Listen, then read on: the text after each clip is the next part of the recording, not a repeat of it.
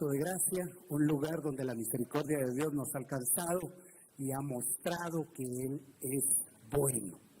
Amén. Bienvenidos. Entonces quisiera entrar de lleno a la palabra de esta noche.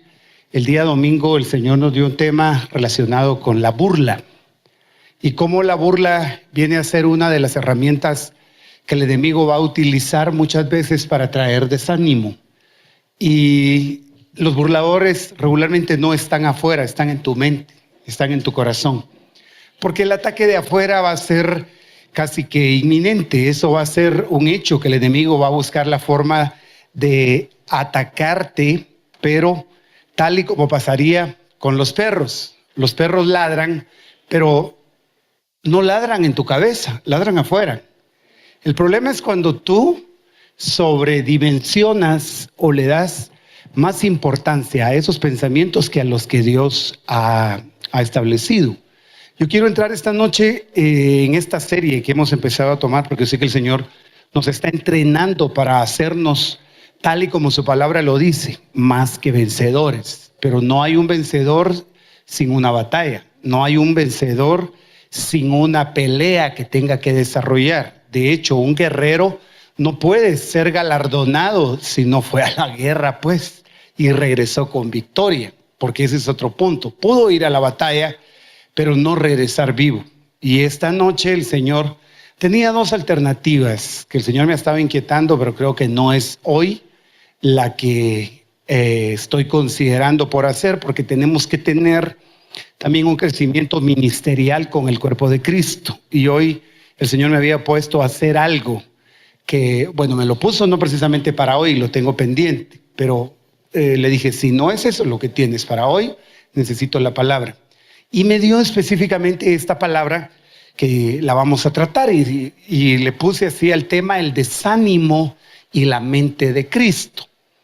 Porque suele tal vez suceder o suele pasar en las iglesias que las batallas no se dan precisamente cuando estamos acá adentro. Las batallas se dan cuando nos toca lidiar allá afuera, en los lugares de trabajo, que pueden ser tu familia, puede ser tu ambiente de trabajo, tus jefes, tus compañeros, o tal vez tu soledad. La soledad viene a ser tal vez uno de los campos de batalla más tremendos, porque las voces y los dardos del enemigo van a llegar de una o de otra forma. Entonces la mente es un campo de batalla, literalmente así como lo escuchas, es un campo de batalla. Y en ese campo de batalla tú tienes una armadura que Dios estableció, pero yo quiero entrar ahorita de lleno a esta palabra y que tú me puedas acompañar a Números capítulo 11 y versículo 1. Voy a partir de acá porque en este relato tú recordarás que el Señor saca al pueblo de Israel a poseer la tierra prometida. Pero en ese trayecto hacia la tierra prometida hay una depuración que se lleva a cabo dentro del pueblo, y esa depuración tiene que ver con el proceso en el desierto. No entró la mayoría, dice la Biblia, a la tierra prometida. Es más, de esa generación incrédula, fíjese que qué tremendo, porque ese título es dado en la palabra de Dios para un tipo de gente que tuvo que quedarse en el desierto. Y dice la Biblia que de esa generación incrédula no entraron, excepto Josué y Caleb. Pero me llamó la atención al tomar esta lectura en Números 11:1, porque dice que el pueblo comenzó a quejarse en la adversidad a oídos del Señor. Y cuando el Señor lo oyó, se encendió su ira. Y el fuego del Señor ardió entre ellos y consumió un extremo del campamento. Pero no podemos dejar de ver que el pueblo comenzó a quejarse y me impresiona. Yo pensé que porque Dios estaba con ellos no iban a haber adversidades. Y mucha gente se ha hecho la idea de que porque está en el Evangelio, las pruebas y las luchas no van a llegar. No podemos nosotros simplemente pintar el evangelio como una exclusión de pruebas y de dificultades, porque Jesús mismo dijo, en el mundo tendréis aflicción, pero no temas. Si tú no consideras esta palabra, en medio de la aflicción, el temor te va a hacer reaccionar de una manera incorrecta. Y aunque no quisiéramos que esto fuera así, la única manera de poner la fe a prueba, o de establecer que tu fe es pura, sin fingimiento, dice la Biblia, fíjese usted, que hay un amor no fingido, pero también hay una fe no fingida. ¿Cómo se puede establecer la pureza de la fe si no es teniendo que ser sometida a los momentos en donde tú no puedes depender de las cosas que ves? Para reafirmar la fe tiene que ser probada con una dificultad. Y en medio de la dificultad, tu fe va a salir como a precio de oro o como con peso de oro. Pero no hay otra alternativa, hermano. ¿Cuántos tienen fe aquí? Va, oiga lo que me está diciendo, porque eso implica que se va a poner a prueba. Y es bien tremendo porque ahí sí que, como decimos en buen chapín, llega el momento de rajar ocote. ¿Me doy a entender con eso? Llega el momento en donde usted va a decir, a ver si así como cantas, bailas. A ver si así como cantas en la iglesia, en el culto, y presumes de tu alabanza y de tu adoración, en el momento que te humillen, en el momento que te critiquen, en el momento en el que la adversidad llegue, probablemente lo que vas a hacer va a ser empezar a quejarte en medio de la adversidad. Lo tremendo es que ellos se quejaron y esto vino a oídos del Señor. Se puede llegar a un punto en donde tu corazón diga, ¿y a mí qué me importa lo que Dios piense de mí si de todas maneras creo que ni existe? Bueno, y si no existe, entonces ¿por qué estás enojado con Él? ¿No se ha puesto a pensar en eso? Porque entonces esto nos va a llevar a entender que, mire, pues esto ya no es el Antiguo Testamento, ya es en Corintios. El apóstol Pablo se está refiriendo a ellos, a ese pueblo que fue probado, y dice que todos bebieron de la misma bebida espiritual, porque la bebida que estaban bebiendo era Cristo. Y la bebían como una roca, hermano, como de una roca de la que ellos definitivamente tienen que establecerse y empezar un proceso que yo no dudo que es similar a lo que pasa con nosotros en nuestras vidas. Todos bebieron de la misma bebida espiritual, sin embargo, Dios no se agradó de la mayor parte de ellos, dice. Y por eso quedaron tendidos en el desierto. Entonces, ¿qué se necesita para no quedar tendido en el desierto? Porque si de la mayoría de ellos, ¿está leyendo usted en su Biblia? Esta versión, que es la Nueva Biblia de los Hispanos, dice, de la mayor parte de ellos no se agradó Dios. Entonces aquí entramos a un concepto que no lo podemos ignorar, y es el hecho de que Dios está esperando que a nosotros nos importe agradarle o no agradarle.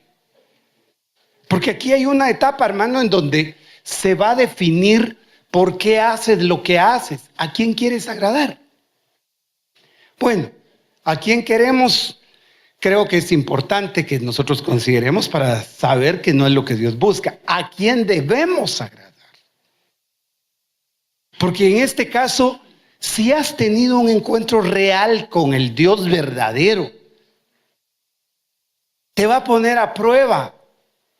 Se te van a poner los reinos del mundo delante de tus pies, te los van a ofrecer.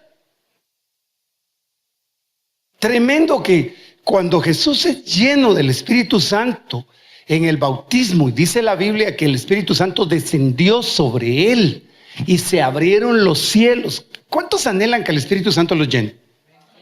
Ahora, ¿para qué te va a llenar? Para presumir cómo temblaste y cómo te llenaste en el culto, glorioso. No nos apartamos de eso, es bíblico. Pero a veces hemos hecho del evangelio una actividad en donde las grandes fiestas se dan adentro del culto, adentro de la iglesia, te llenas, pero se te olvida que te llenaron porque vas a enfrentarte después de la llanura a un desierto. Jesús salió del río Jordán hacia el desierto. Y en el desierto, tú sabes que 40 días, este pueblo estuvo 40 años. El 40 en la Biblia refleja un tiempo de prueba.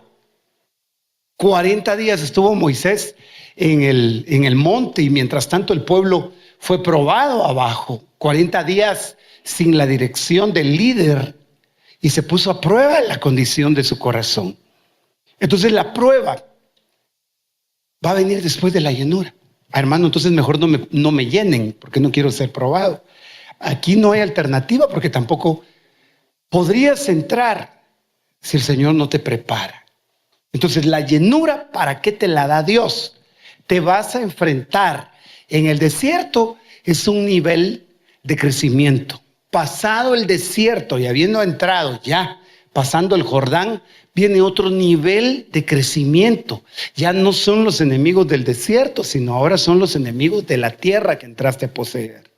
Gigantes, muros, una cantidad de acechanzas con las que tienes que aprender a caminar. Por eso te lo dije al principio, si tu encuentro fue real con el Dios vivo, con su Hijo Jesucristo, tú sabes que fue Él el que te llamó, fue Él el que te escogió, fue Él. Y literalmente el apóstol Pedro, cuando Jesús pregunta, porque ve que un montón se van, en San Juan 6, él mira que un montón de gente lo abandona y lo deja. Y es que Él confronta, porque en algún momento nosotros podemos buscar a Dios porque tenemos necesidad de que Él nos resuelva los problemas. Eso sería como que si tú te quieras casar porque te sientes solo. Si te casas por soledad, te aseguro que ni teniendo compañía te vas a sentir satisfecho. ¿Te va a pasar la emoción del juguete nuevo? Perdón por la comparación con un juguete. Pero debería ser por amor. No debería ser por llenar soledad, sino cómprate un perro, cómprate un loro.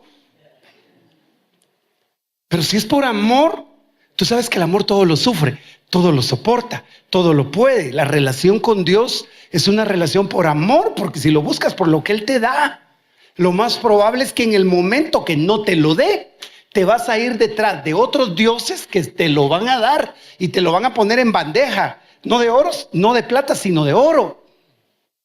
Y gente que después de haber visto que Dios no le respondió, se dio cuenta que la brujería le daba otro camino, que la hechicería le daba otro camino, que el narcotráfico le daba otro camino, que el dinero fácil le daba otro camino. Probablemente tu corazón tenga que ser establecido en que buscaste a Dios por lo que Él es o por lo que Él te dio o te da.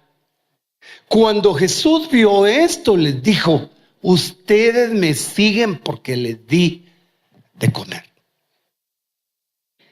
Hay una versión más dura que dice: ustedes me siguen porque les di de hartar, dice. Y esa versión lo que implica es: les dio de comer de tal manera que hubo más que abundante. Y dice que desde ese día, cuando Él les habló de que tenían que comer su carne y beber su sangre, muchos ya no lo siguieron. Entonces se para y les dice: ¿se quieren ir ustedes también? Y la respuesta de Pedro es tremenda, porque le dice: Señor, ¿a quién iremos? ¿A quién iremos si solo tú tienes palabras de vida eterna? Ese momento todavía no reflejaba la etapa a la que Pedro iba a entrar, porque después de eso miren la revelación tremenda que el apóstol Pedro tiene. La revelación tan profunda más adelante en la que Jesús le va a decir: Pedro, esto. Cuando él pregunta: ¿y ustedes quién dicen que soy yo? Tú eres el Hijo del Dios viviente. Mire qué revelación más tremenda.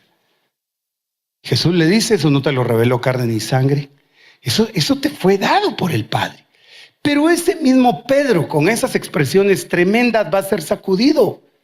Su fe tiene que ser probada. Y un día Jesús anuncia su muerte y Pedro sale y dice: no te acontezca. A donde quiera que vaya yo voy a ir, yo no te voy a dejar. Jesús le tiene que decir: Pedro, han pedido tu alma, han pedido tu vida para zarandearla, pero yo he rogado, aquí quiero que se enfoque, para que tu fe no falte. Y cualquiera diría, la fe de Pedro faltó o no faltó, porque en el momento de la prueba dejó al Señor, lo abandonó, blasfemó, dijo cosas, dice una versión que maldijo. Y algunos comentaristas dicen que no maldijo el momento, sino maldijo al Señor.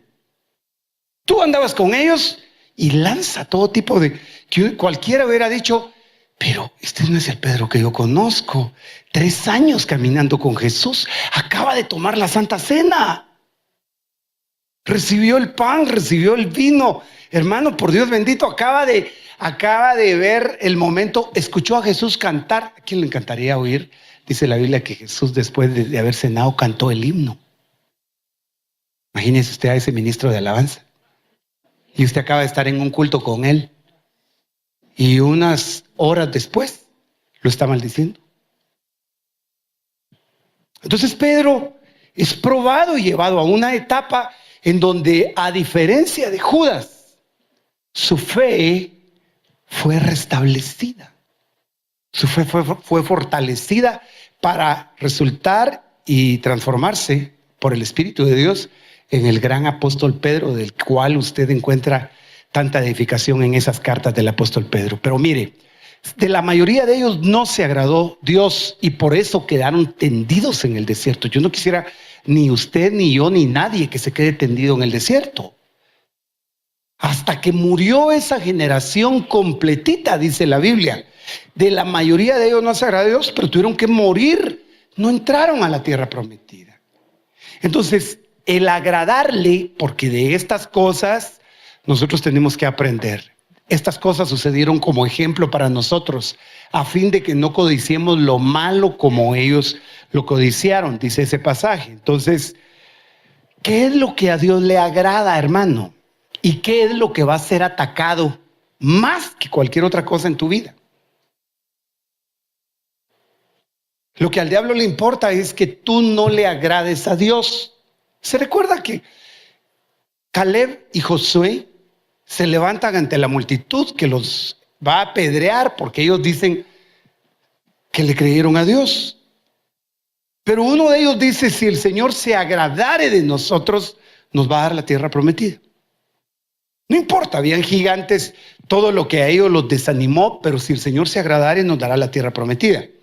Ahora, el concepto de agradarle tiene que ver con que sin importar tus debilidades, sin importar tus fallas, el agradarle a Dios no es el hecho de que tú no le falles, sino que en medio de haberle fallado, tu fe, a la manera a la que Jesús ora sobre el apóstol Pedro, tu fe pueda ser restablecida, pueda ser restituida, reafirmada, porque la Biblia dice que sin fe es imposible agradar a Dios.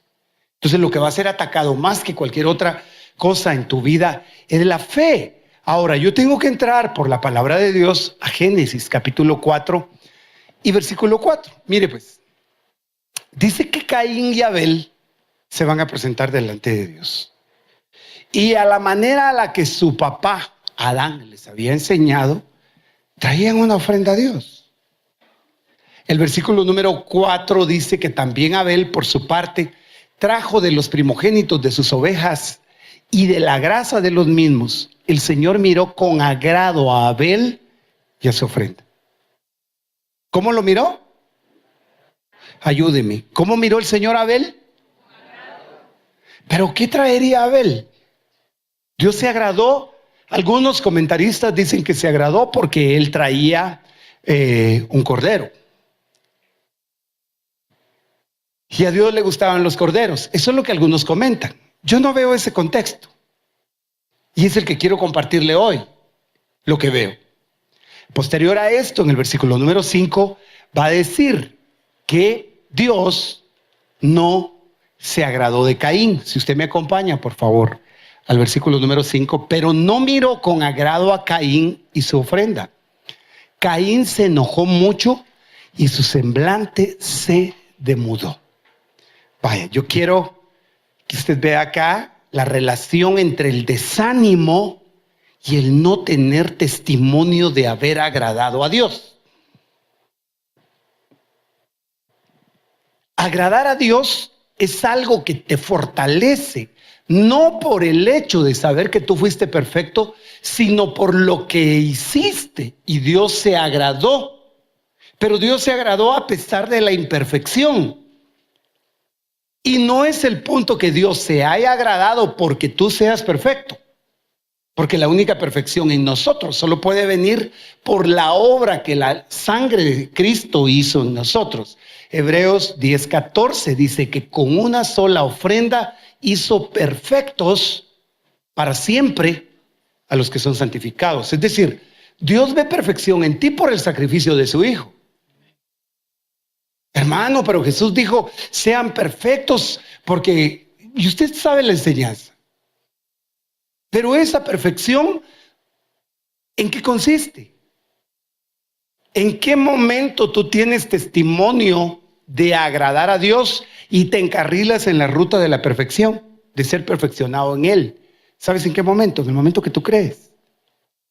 Y en el momento que tú, a pesar de tus propias debilidades y tus propios errores, eres capaz de creer, en ese momento tu corazón no se demuda, no se desanima, no cambia para debilidad, sino se fortalece en fe, dice la Biblia.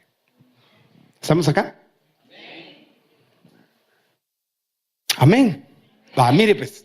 Entonces Caín cambió su ánimo, se enojó mucho y su semblante se demudó. Pero ¿cómo supo Caín que Dios no se había agradado de su ofrenda? Qué tremendo que él entró en desánimo y el desánimo lo expuso a una condición de riesgo que le costó definitivamente su perdición. Porque después de esto es que Caín le desarrolla envidia a su propio hermano.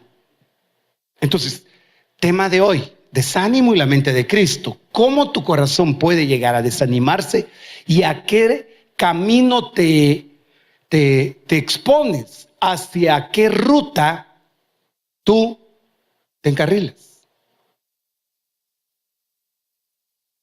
¿Hacia qué ruta te expones? Cuando tu corazón entró en desánimo, mira, nos debería de preocupar cuando nosotros diagnosticamos que algo nos está pasando.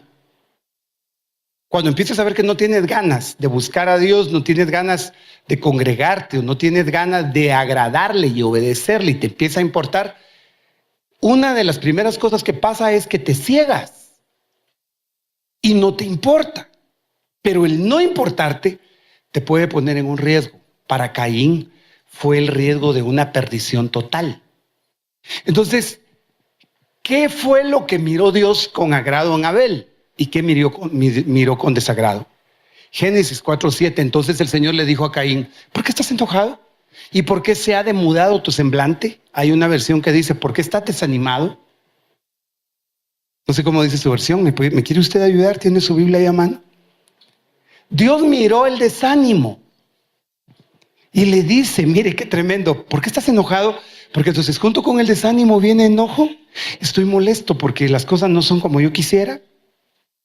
¿Alguien que tenga una versión que no esté igual a la que está en pantalla? ¿Perdón? ¿Por qué estás enojado?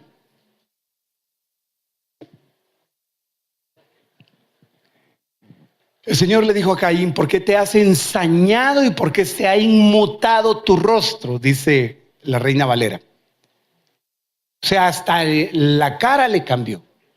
Entonces, en el versículo número 7, si haces bien no serás aceptado, pero si no haces el bien, el pecado yace a la puerta y te codicia, pero tú debes dominarlo. Aquí es donde está el punto medular para el tema de esta noche.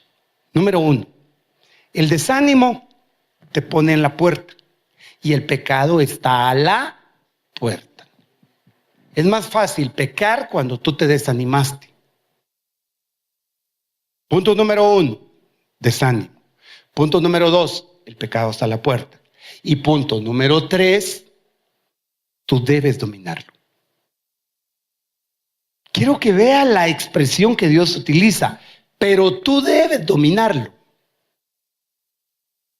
Hermano, ¿y cómo voy a dominar el pecado si nadie pudo vencer el pecado? Ok, la Biblia dice, a partir del nuevo pacto en Jesucristo. En el antiguo pacto esto no fue posible, pero por la sangre del Cordero que trajo habilitación de su Espíritu en nuestras vidas, dice el apóstol Pablo a Timoteo que no nos ha dado Dios un espíritu de cobardía, sino que nos dio un espíritu de amor, de poder y de dominio propio.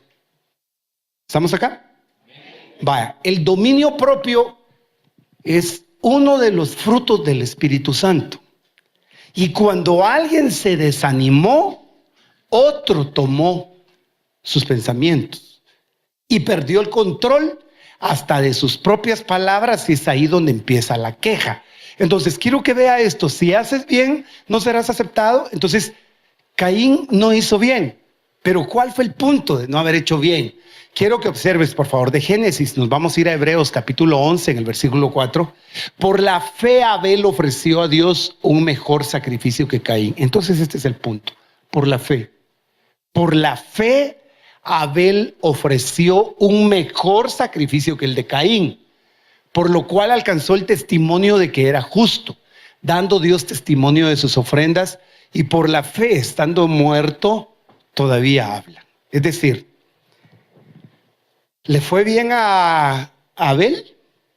Este caso casi no lo hemos considerado. Cualquiera diría, miren lo que se ganó por tener fe, su hermano lo mató. ¿Dónde está el Dios de Abel? Como ahorita la ignorancia, y perdón que lo diga de esa forma, tal vez va a sonar duro, pero con razón la Biblia dice, el hombre natural no puede entender las cosas del Espíritu, porque para él son locura. Aunque lo voy a poner en la otra versión. El hombre animal no puede entender las cosas que son del Espíritu. Animal en el sentido de ánima. El hombre que es solo alma, nadie se ofenda. Pero a veces cuando actuamos solo a nivel del alma nos quedamos en el plano de ánima, por no completar la frase completa. Pero mire, ¿no sería natural el hombre que hoy dice, ¿y dónde estaba el Dios de este cantante que se murió? Y no que le profetizaron, le hablaron, y junto a él se murió la otra pastora, los dos se murieron de cáncer. ¿Cómo se atreve a hacer semejante burla? ¿Es usted Dios para determinar? ¿Acaso esa palabra no se cumplió? ¿Acaso no dice la Biblia que muchos murieron sin recibir lo que les había sido prometido porque Dios había preparado algo más grande para ellos? ¿Cómo quiere usted explicar con una mente natural? Y lo más tremendo es que son páginas que se hacen llamar cristianas. Y lo que provocan es un revuelo de deshonra dentro del cuerpo mismo de Cristo. En primer lugar, si el siervo cae, para su Señor cae, dice la Biblia, y si se levanta, para su Señor se levanta. ¿Y a ti qué? No fue a ti. No, pues no lo estoy diciendo respecto a ustedes que están acá, sino a tú que juzgas. Y el apóstol Pablo dice, en lo que tú juzgas, tú mismo te condenas. Pero no faltará gente que se desanima cuando dice, y le creyó a Dios. Imagínate cómo creyó él y Dios ni le respondió. ¿Y vos que ni oras? ¿Y vos que ni al culto vas? ¿Y vos que le fallas? ¿Y vos y todavía? Y ese desánimo va a empezar a obrar de tal manera que no puedes dejar de ver. Dios se agradó de Abel y su hermano lo mató. ¿Te pusiste a pensar ya en ese contraste? Una mente natural a nivel ánima hubiera dicho, ¿y dónde está el Dios en el que creyó entonces? No solo le trajo la mejor ofrenda y todavía permite que su hermano lo mate. No, yo me voy con Caín mejor. A Caín le fue mejor, a él no lo mataron. Caín fue abierto o se abrió la puerta a la perdición eterna. Ahora, acompáñeme por favor. Sin fe va a ser imposible agradar a Dios, y esto fue lo que Dios vio en la ofrenda de Abel. Los dos ofrendaron, pero lo que Dios vio en el corazón no fue más que la ofrenda, porque aquí está claro en el versículo 4, por la fe ofreció un mejor sacrificio que Caín. Tú puedes hacer un montón de cosas sin fe, puedes orar sin fe, puedes diezmar sin fe, puedes cantar sin fe, criticar, quejarte, y la queja siempre es un reflejo, es un indicador de que no hay fe. La queja, el chisme, la crítica, cuando cualquiera llegue a quejarse de cualquier circunstancia, hermano, del gobierno, de sus líderes, de su casa, de su propia vida, de su familia, de sus hijos, y solo se encarga de señalar errores, y estás viendo que no está caminando por fe. El pueblo se quejó en contra de Moisés. Pero es que Moisés hace esto. ¿Pero por qué Moisés hace lo otro? ¿Por qué se casó con esa mujer? ¿Por qué Moisés nos sacó? ¿Por qué? ¿Has visto ese proceso dentro de las iglesias? La gente hasta se reúne para crítica. Eso no refleja fe. Porque si tuvieras fe, probablemente te callarías y declararías el proceso que Dios dijo. ¿Estamos acá? ¿Estamos acá? Vale. ¿Cuántos dan gloria a Dios? Vale. Ahora escuche. Si el proceso de fe va a ser atacado, yo quiero considerar algunos puntos acá. Sin fe es imposible agradar a Dios y es necesario que el que se acerca a Dios crea que Él existe. Puedes llegar hasta el punto de decir: Dios no existe. Dios no existe. Porque si existiera, ¿por qué no me responde? ¿Se te olvidó que Él es soberano y que por eso es Dios? Es que yo le pedí a Dios y no hizo nada. O sea que Él es tu genio de la lámpara al que tú le ordenas y le dices: así lo quiero. Y si no me lo concedes, entonces no existes. A veces la respuesta de Dios va a ser no, porque es la mejor opción para ti. A veces la respuesta de Dios es sí, pero no es el tiempo para que tú la recibas. Una crítica muy tremenda, una crítica muy radical que está confundiendo a mucha gente y no te puede confundir a ti. Una mujer que yo la considero de Dios, que ora por uno de estos casos de enfermedad y dice: yo no voy a aceptar un no. Y eso fue malinterpretado porque el que quiere criticar no discierne el contexto de la oración y mira hasta páginas con líderes de renombre criticando el asunto. ¿Cómo son capaces de decir que no van a aceptar un no? Es que primero no es a Dios a quien se le está diciendo. Entonces, ¿cómo me justifica que la Biblia dice que en Dios todas las promesas son sí y amén? ¿Por qué alguien podría decir: yo no voy a aceptar un no? Porque ya Dios dijo sí, aunque yo me muera, el sí está establecido, no por mí. Y no le reclamo a Dios, no es reclamarle, es que le están reclamamos sanidad. Sí, pero no a Dios. Esa es una declaración que se hace en el mundo espiritual para decirle al enemigo: espíritus de enfermedad, lo que haya venido, lo que haya entrado, yo tomo sanidad porque hay una promesa escrita. Te voy a pedir algo: el día que vayas a orar por alguien, Dios no te envió a enviar muerte, no te envió, perdón, a declarar muerte.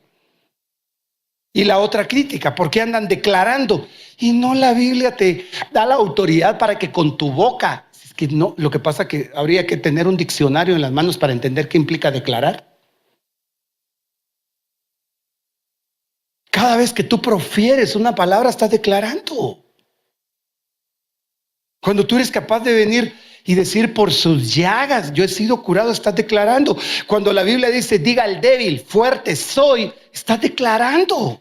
Es una declaración, es abrir tu boca para anunciar una verdad que ya Dios la estableció. Eso no aparta de que Él es soberano, de que Él va a sanar. O a veces tú entenderías la sanidad solo como que si alguien se levantó de la cama, si de todas maneras se va a morir.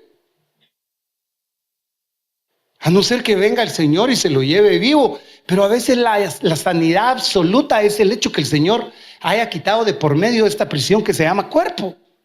Porque el cuerpo aprisiona. Padre, rogamos por sanidad absoluta. Ok, me lo llevo. Pero tú creerías que porque no lo levantó, y hay gente que se sana para perderse.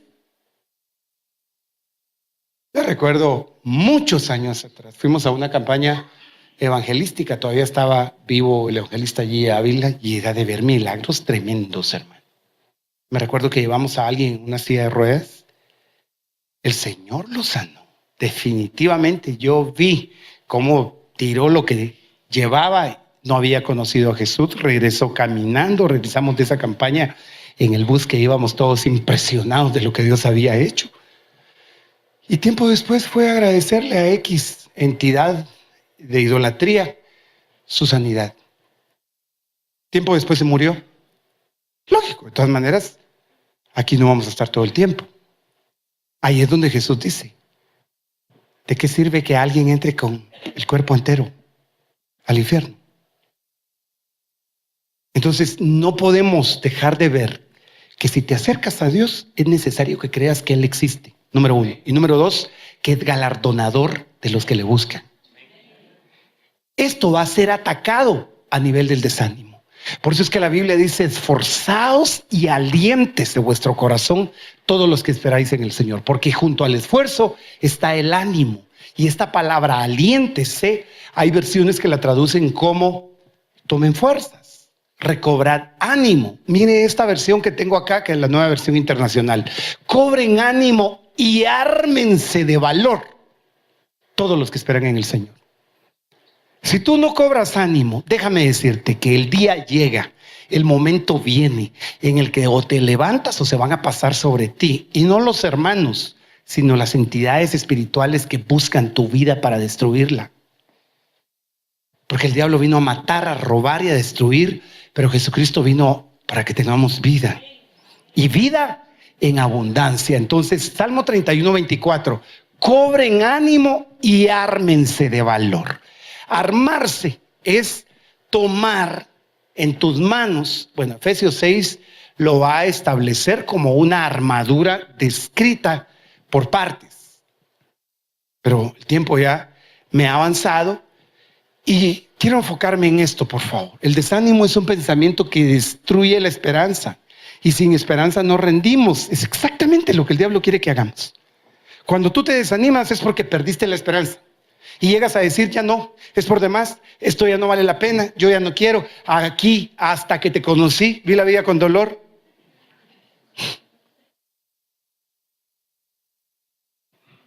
Volviendo al cancionero, ¿verdad?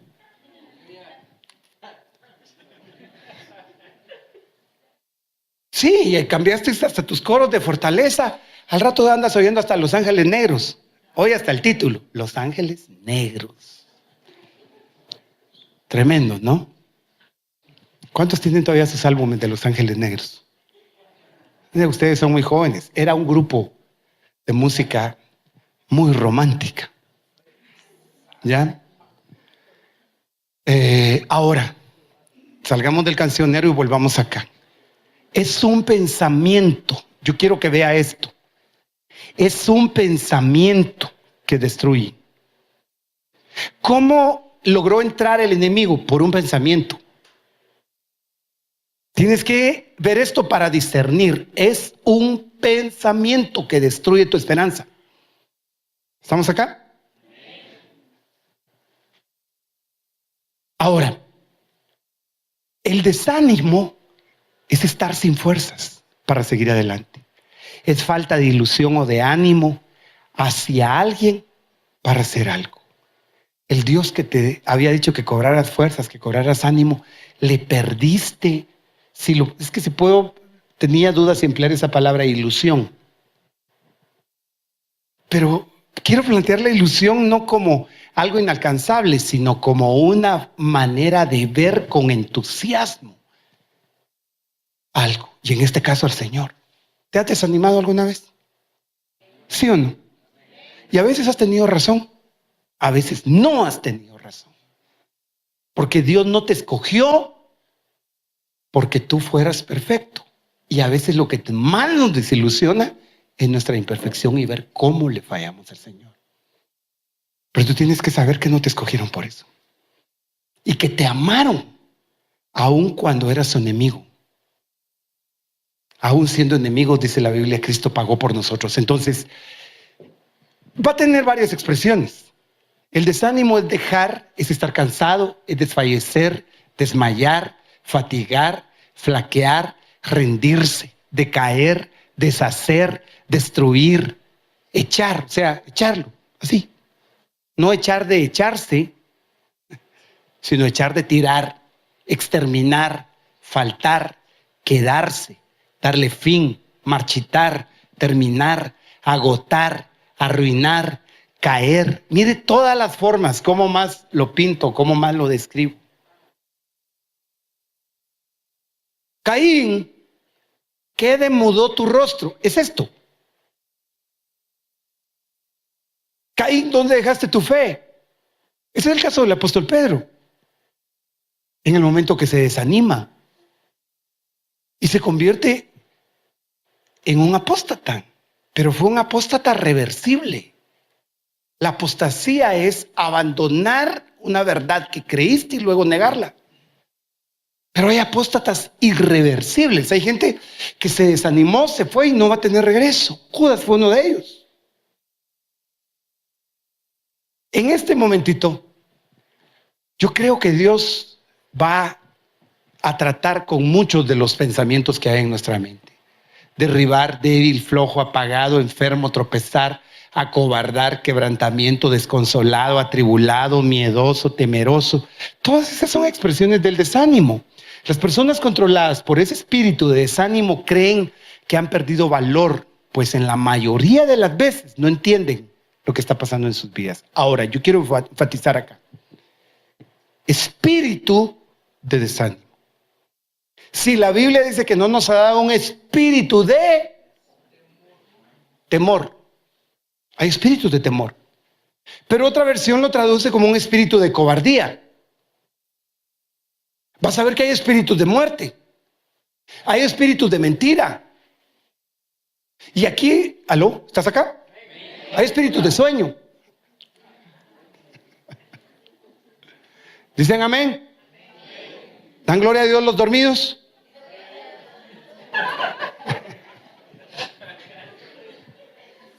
No. ¿Dan gloria a Dios los que están despiertos? No se oyó. ¿Dan gloria a Dios los que están despiertos? Ah, bueno. Ahora déjeme decirle.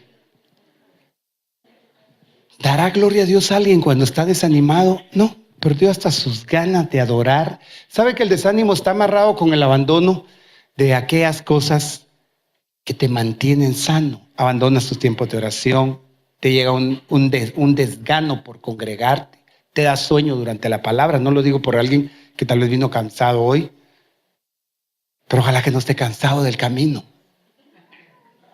Escuche, porque hasta esa actitud tiene que ver con que el desánimo te quita el apetito. La palabra, si por el oír viene la fe, lo que el enemigo va a hacer dentro del desánimo es quitarte la oportunidad de palabra. Te cruza de todo, te cae pesadez, estás oyendo la palabra y se te vienen un montón de pensamientos, sales del culto, no sabes ni de qué se habló, porque por la fe tú vas a encontrar agrado para con Dios. Sin fe es imposible agradarlo. Y si no hay palabra, lo que el enemigo sabe que logra es que tú no lo agrades a él porque no desarrollaste fe. Si por el oír viene la fe. ¿Estamos acá? Terminemos. Espíritu de temor, espíritu de cobardía, espíritu de muerte, que el Señor lo reprenda, espíritu de desánimo. Entonces yo tengo que separar aquí. No todas las cosas son espíritus. Hay cosas que son obras de la carne. Hermanos, que mire un espíritu de chisme se metió. La Biblia no habla de un espíritu de chisme, siempre. Habla de que es una obra de la carne. ¿Y de qué sirve que reprendas el espíritu? Hermano, oremos por un espíritu de chisme en la iglesia. No, oremos para que la gente deje de ser carnal, porque sin una buena carne no hay un buen diablo. Entonces a veces le ponemos nombres y el enemigo te distrae porque te pone a sonarle a lo que no debes. El problema es carne. Porque ahí sí, Gálatas dice, estas son las obras de la carne. Y vas a distinguir, ay, aquí lo que hay es un buen rochoy, una buena viuda. Aquí lo que hay es una buena carne chucho. Esta semana fue impresionante. No hay que ir a Cobán para comerse una longaniza con colmillos de perro, ¿ah? A poquitos kilómetros de acá. No sé si lo vio.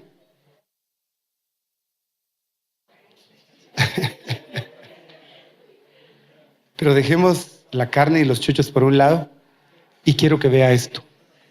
Jesús, ayúdame. Un espíritu de desánimo tienes que discernir que clava un pensamiento. Y por favor, ayúdenme acá. En la mayoría de los casos las personas se desaniman por alguna pérdida o fracaso en sus vidas, sea espiritual o personal. En la mayoría de los casos el desánimo vino por una pérdida. Y voy a partir de esta, que es la más importante. Perdiste tu fe. Perdiste tu comunión. Hay gente que se desanimó porque, mire, qué tremendo, ¿verdad? Que Job perdió todo.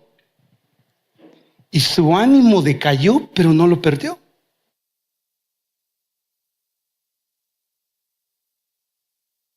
¿Qué has perdido que te ha desanimado? Y aquí, tal vez para terminar, yo sí necesito esto. Números 14:2. Murmuraron contra Moisés y Aarón todos los hijos de Israel y les dijo toda la congregación: ojalá hubiéramos muerto en la tierra de Egipto. Ojalá hubiéramos muerto en este desierto. Mire cómo empieza a hablar la gente con desánimo. Ojalá me hubiera muerto. ¿Por qué no me morí cuando era chiquito? ¿Por qué no? Yo creo que fue hace 8 días o el viernes pasado que hablamos sobre... ¿Cuándo fue esta semana, verdad? Los procesos desde la niñez. Pero las veces que tú has dicho: maldigo el día en el que te conocí. Otro cancionero, ¿no? Por tu maldito amor.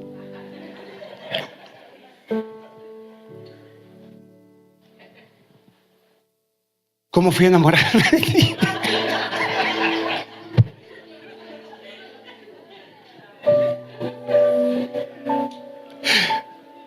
Ojalá hubiéramos muerto en la tierra de Egipto. Hermano, estás en Cristo. Es común que los hijos en su desánimo le digan a los papás: ¿por qué tuve que nacer? Si ya estás en Cristo, tú no puedes seguir hablando de esta manera. Puedes, pero no debes. Porque te vas a dar cuenta que Dios escuchó: mira, ojalá hubiéramos muerto en el desierto. ¿Por qué no nos separamos al siguiente día de que nos conocimos? ¿Por qué la terquedad de haber seguido? No. Yo quiero que veas esto con discernimiento espiritual. Porque mucha gente, si no ha sido atacada, va a ser atacada en su alma. ¿Qué te sostiene? ¿Por qué estás caminando? ¿Por lo que Dios te da? ¿O porque sabes que tu vida sin Él? Mira, preferirías no tener nada, pero tenerlo a Él. Yo estoy seguro que si lo tienes a Él, con Él tienes todas las cosas. ¿Pero qué va a pasar si te quitan todo? Un hongo te salió en la uña, ya maldices. Y no cambias tus hábitos. Hay gente que quiere que Dios le responda y no quiere cambiar sus hábitos tampoco. ¿Pero por qué Dios no me responde? Mi economía está mala. No te quieres ordenar. Se te habla, busca, ordena, ven a un seminario de finanzas. No tengo tiempo, no puedo. Si te está funcionando a tu manera, excelente, dale.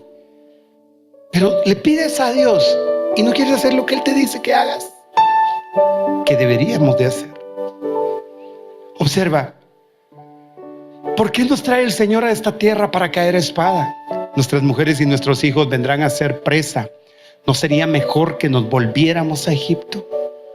Mire, hasta le llegó la idea de volverse al mundo. Que algunos volvieron.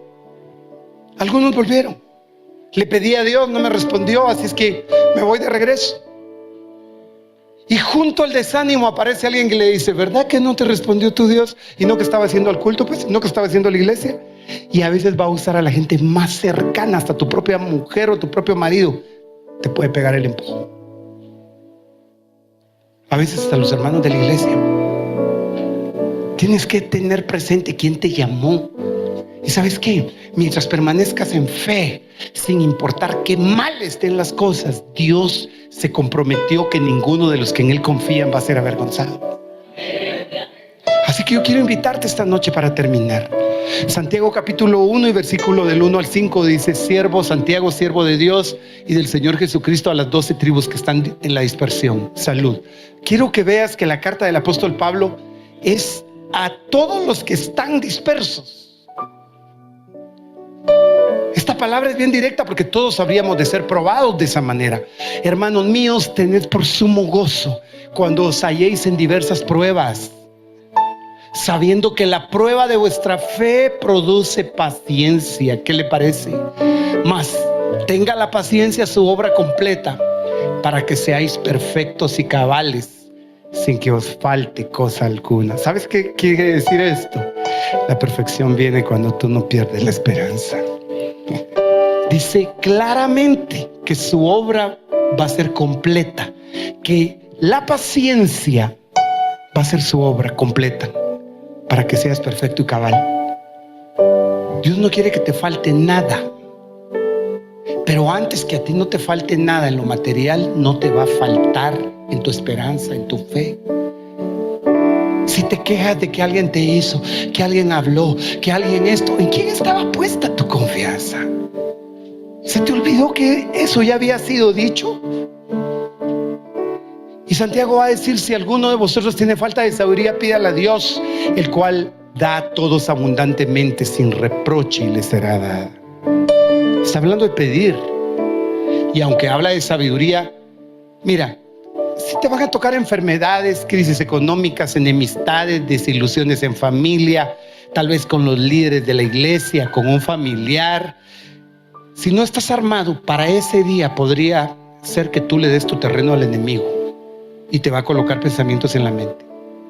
Estas cosas son las más comunes para que alguien se desanime. Una enfermedad, una crisis económica, enemistades, desilusiones en familia.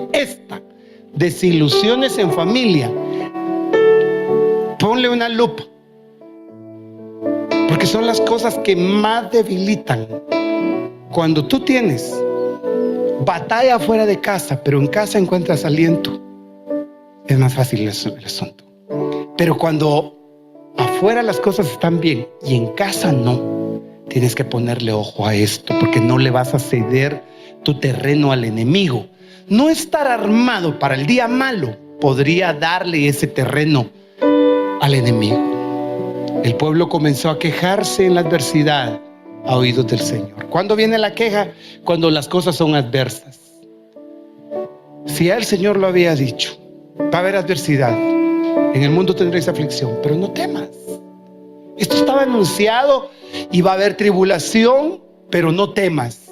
Yo quiero terminar ahorita ahí, por favor. Si ha habido gente que ha hecho comentarios respecto a ti, chismes, te han descalificado, gente que dejó ir de la iglesia porque dice: es que hablaron de mí, dice que el pastor dijo tal cosa, tal hermano dijo tal otra, tal. Sabes, es inevitable, porque te van a probar. Yo quiero pedirte algo y quiero que me ayudes. ¿Estás acá? ¿Estás acá? No permitas.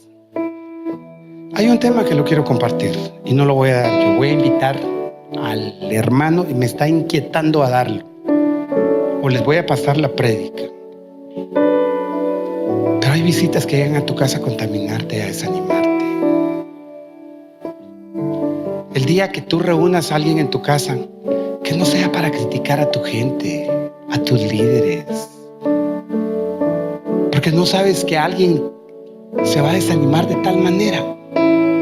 ¿Estamos acá? Cuando alguien empiece a vomitar y a sacar contaminación, para y dile: momento, mejor cambiemos de tema,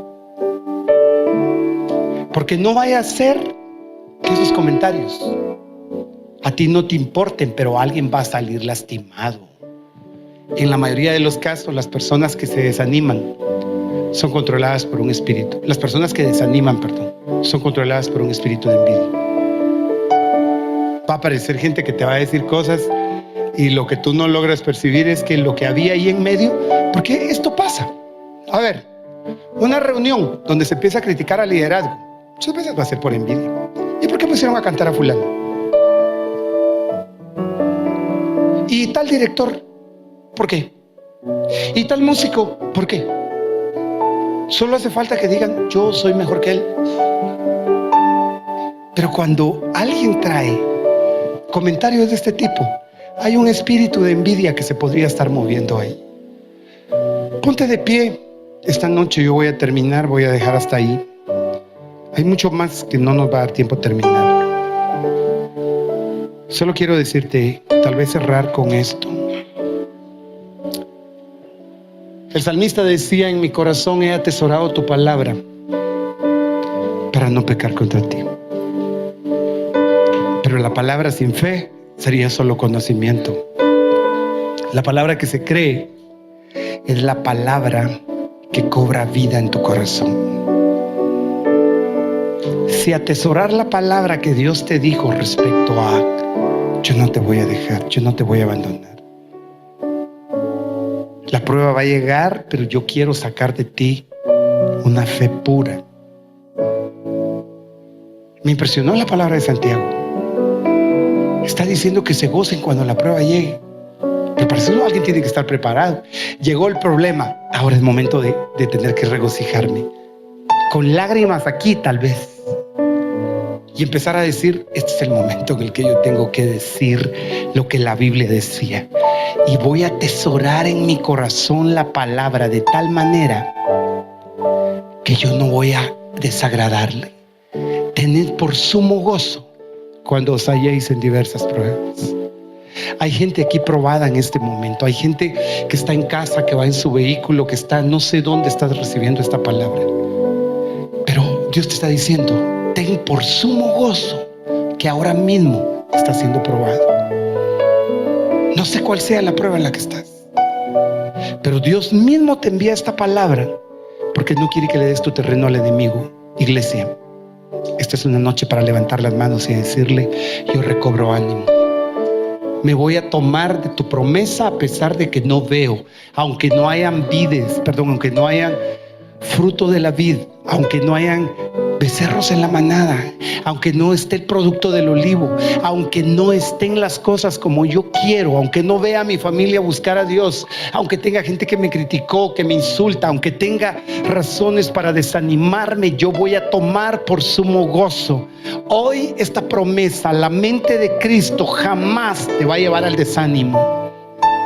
La mente de Cristo te va a decir: tú eres la razón por la que yo dejé del cielo, tomé forma de hombre, me humillé hasta lo sumo. Tú eres la razón por la que mi amor me movió a hacerlo. Levanta tus manos. Yo quiero orar por los que están en línea, por los que están recibiendo esta palabra y por la iglesia. Padre, gracias porque tú prometiste y tú eres fiel a tu promesa. Nosotros podremos fallar. Como hombres estamos sujetos a fallarte. Pero tú, a pesar de nuestra debilidad, echaste a andar este plan perfecto. Hoy queremos decirte: recuperamos nuestra fe, recobramos ánimo como tu palabra nos lo dijo esta noche. En el nombre de Jesús, si estás ahí en casa o en el lugar donde estés y no le has entregado tu corazón a Jesús, este es el momento. Esta es la puerta que se abre delante de ti. Ahí en donde estás puedes decirle: Señor Jesús, perdona mis pecados. Hoy te recibo como mi Señor y mi Salvador. Creo que moriste en la cruz y resucitaste al tercer día. ¿Quieres hacerlo? Déjame orar por ti entonces. Acompáñame. Abre tus labios y dile conmigo: Señor Jesús, te recibo como mi Señor y mi Salvador. Perdona mis pecados. Sálvame. Hoy te entrego mi vida. Sé el Señor de mi vida. Te creo, Jesús, y vengo a tomar tu palabra para ánimo. Iglesia, una vez más, levanta tus manos antes de salir de esta transmisión. Yo sé que el Espíritu Santo quiere dejar una administración y una palabra específica en el corazón de cada uno. Aún hay algo que el Espíritu Santo de Dios está trayendo. Ahora es el momento de decirle al desánimo: hasta aquí. Has sentido que tus fuerzas han bajado. Tu búsqueda probablemente ha menguado. Pero ahora es la propuesta de empezar. Ahora es la propuesta de traer delante de Dios un corazón dispuesto. En el nombre de Jesús,